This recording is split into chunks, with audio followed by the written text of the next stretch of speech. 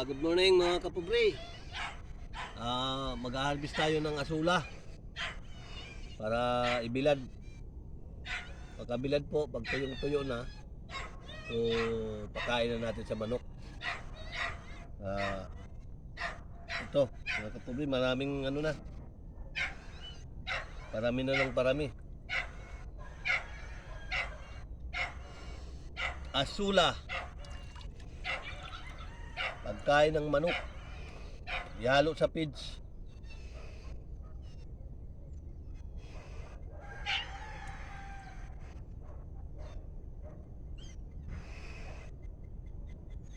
Kapal na mga kapobre.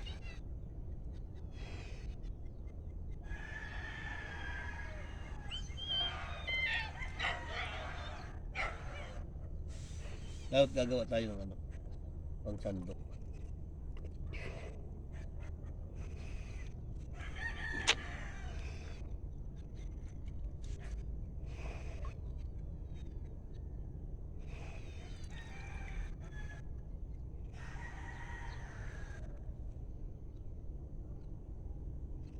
Yung salaan dun. Nel, salaan pwede mo pantabo dyan.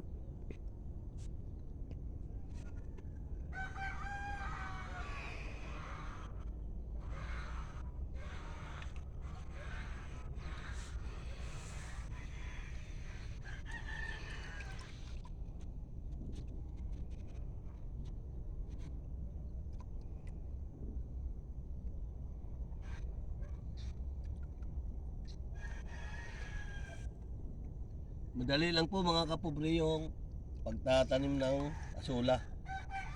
Ito, gagayahin lang natin yun. Gayahin lang nyo po yung bumili lang po ako ng tolda. Lagyan nyo ng tubig at dumi ng baka o kaya dumi ng kambing, kalabaw, yung tuyo po, yung tuyong dumi, tulad yun nakalutang na yun. Ayan, dumi po yan ng baka.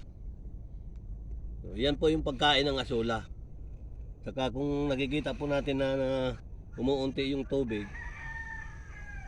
dadagdagan po natin siya para hindi sila ano ng init.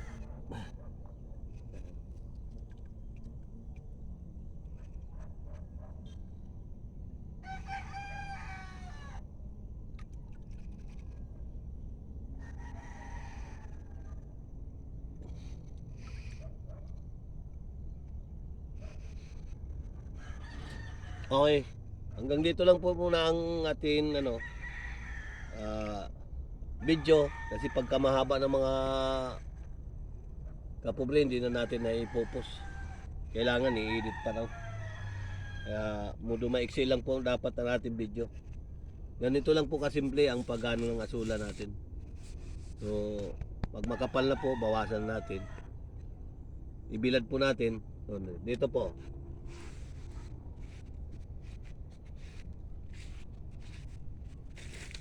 sa lambat, ikalat lang natin ganyan, kalat. Pag natuyo, haluan na po natin siya ng feeds. Ihalo po natin sa feeds. Ito po yung paraan para makatipid po tayo sa feeds. Asula.